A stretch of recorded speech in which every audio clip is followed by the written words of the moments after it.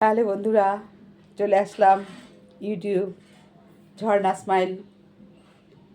কিছু যোগব্যায়ামের টিপস, খাদ্য খাবারের টিপস এবং দেখাবো, আর করে সেটা যাতে কাজে লাগে তার জন্য চেষ্টা করব।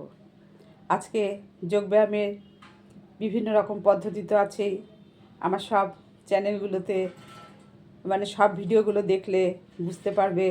বিভিন্ন রকম পদ্ধতির সম্বন্ধে কথা বলি। আজকে যেটা বলবো সেটা হলো কোষ্ঠকাঠিন্য বা লোয়ার অ্যাবডোমেন বা ফ্যাটজনিত পেটের বিভিন্ন সমস্যা, যেগুলো সাধারণত কম বেশি প্রত্যেকের ঘরেই থাকে এবং তার জন্য মেডিসিনের ওপর ভরসা করতে হয়। সেই ভরসাকে বাদ দিয়ে যদি আমরা ঘরোয়া কিছু পদ্ধতি অবলম্বন করি, যেগুলো হচ্ছে আয়ুর্বেদিক পদ্ধতি অথচ খুব সহজ এবং ঘরোয়া, সেগুলো যেমন আমাদের পেটও ভরবে, আমাদের শরীরের কোনো সাইড এফেক্টও হবে না এবং আমাদের কার্যকারিতাও বহুবিধি হবে। আমরা ওষুধ খেলে সাধারণত ডাক্তারবাবুরাও বলে দেয় প্রত্যেক ওষুধেরই কিছু না কিছু সাইড এফেক্ট থাকবে, কিন্তু আমাদের খাদ্য খাবার যেগুলো আমরা খাবো সেগুলো বয়স বুঝে যদিও নিতে হয়, নিয়ম মেনে।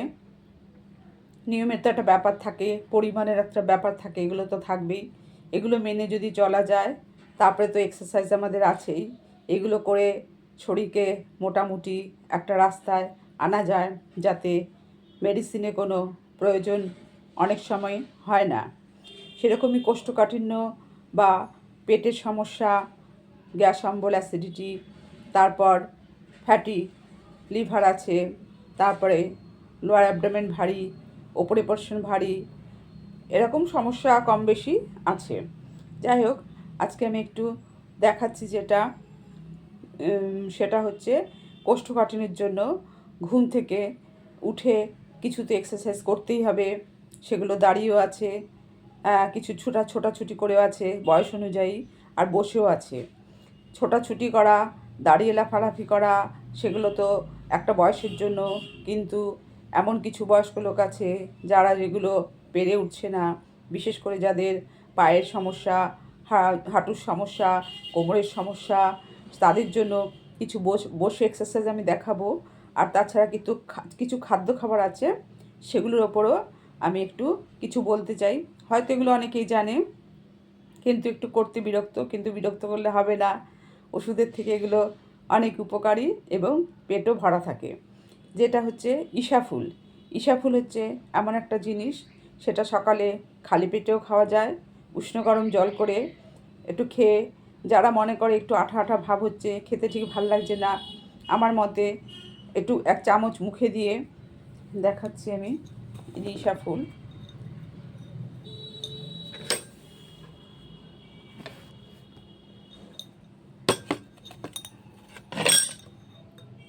এই যে ইসা ফুল রয়েছে, ইসা ফুলটা হচ্ছে গিয়ে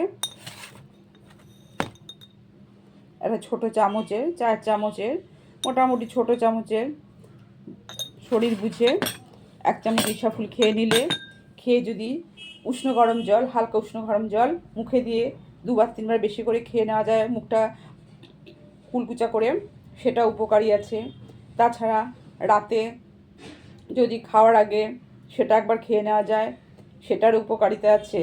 আবার অনেকে আছে ভিজিয়ে তার সঙ্গে একটু বাতাসা, বা যাদের প্রেশার টেশার নেই, তাদের জন্য একটু গোলমরিচ, একটু সন্ধক লবণ বা একটু ব্ল্যাক সল্ট, এগুলো মিশিয়েও খেতে পারে। আর যাদের প্রেশার সুগার আছে, তাদের তো বাতাসা টাতাসা দেওয়া যাবে না, এমনি খেয়ে নিতে হবে। সেটা রাতে খাওয়ার ডিনারের আগে খেতে হবে, আধ ঘন্টা আগে খেয়ে একটু উষ্ণ গরম জল খেতেই হবে। আর না হলে যারা পারবে ভিজিয়ে রেখে সকালে ঘুম থেকে উঠে খাবে।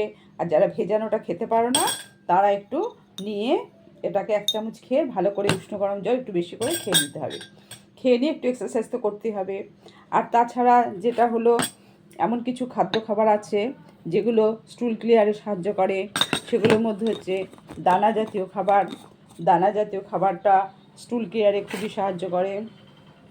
যেমন হচ্ছে এই যে, এগুলো আমি আমার গোপাল সোনাকে দিই। এখানে আছে এখানে আছে ছোলা, বাদাম, কিশমিশ, খেজুর, এগুলো থাকে। এগুলো আমি বিভিন্ন রকমভাবেই দেখিয়েছি আমার ইউটিউবে, বিভিন্ন ভিডিওতে আমি দেখেছি এর বিভিন্ন উপকারিতা আছে, আলাদা আলাদা করেও গুণ আছে, কিন্তু একসঙ্গে খেলেও তার বহু গুণ। আর যদিও এগুলো আমি কোনোটাই খাই না, আমার ছেলের জন্য আর আমার গপু সোনার জন্য রাখি এগুলো। সকালে ভোরবেলা যেটা বাল্যভোগ হয় তার মধ্যে দিই খেজুর কিশমিশ, বাতাসা, বাতাসা না সরি, খেজুর কিশমিশ আর মিষ্টিটা আমি দিই সকালে বাল্যভোগে। আর বাতাসা মিষ্টি জাতীয় জিনিস খুব কম দিই, অনুষ্ঠান হলে একটু বাইরের মিষ্টি, কেনা মিষ্টি দিই, নাহলে আমি ফল টলই বেশি দিতে পছন্দ করি। আমার হাজব্যান্ডও তাই করতো, সেগুলো একটু দিই। যাই হোক, ঠাকুর তো অবশ্যই খাবে, তার সঙ্গে তো আমাদের জন্য জোগাড়ের ব্যবস্থা তিনি রাখবেন। সেই হিসাবে এগুলো যদি খেতে পারো, আর বয়স বুঝে, শরীর বুঝে, সব কিছু বুঝেই করতে হবে, আর অল্প পরিমাণে খেতে হবে। এগুলো খেলে শরীরের অনেক উপকারিতা আছে, পটি ক্লিয়ারেরও অনেক উপকারিতা আছে, এবং পেটও ভরা থাকবে। সর্বোপরি যেটা করতে হবে সেটা হলো এক্সারসাইজটা করতেই হবে। হালকা পেটে এগুলো খেলে তো এমন কিছু পেট ভারী হয় না, হালকা পেটে করতে হবে। আর উষ্ণ গরম জল খেতে হবে। তার জন্য যারা লাফালাফি করতে পারে তারা তো লাফিয়ে পাটা পেটের কাছে লাগাবে, লাফিয়ে এটা করবেই।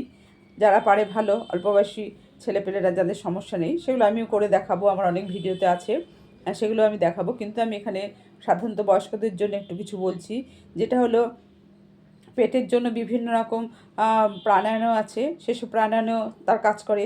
তাছাড়া যেটা সহজ পদ্ধতি সেটা হলো এরকম করে একটু বসে নিতে হবে, সিদ্ধাসনে বসে নিয়ে আমার আঙুলগুলো যাতে আঙুলে নখ না থাকে সেরকম আঙুল দিয়ে আমি আমার চেস্টের নিচ থেকে আমি চাপ দিতে দিতে একদম কোমর পর্যন্ত চলে যাব আর নাভি পর্যন্ত আসব।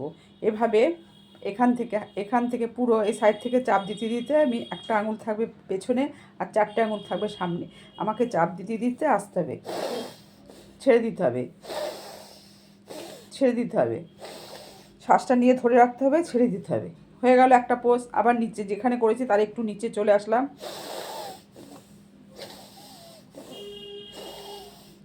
এরকম করে ছেড়ে দিতে আবার নিচে চলে যাবে।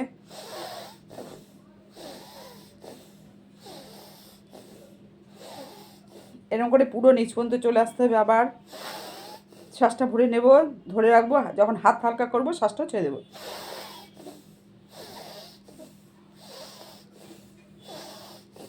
আবার নিচে,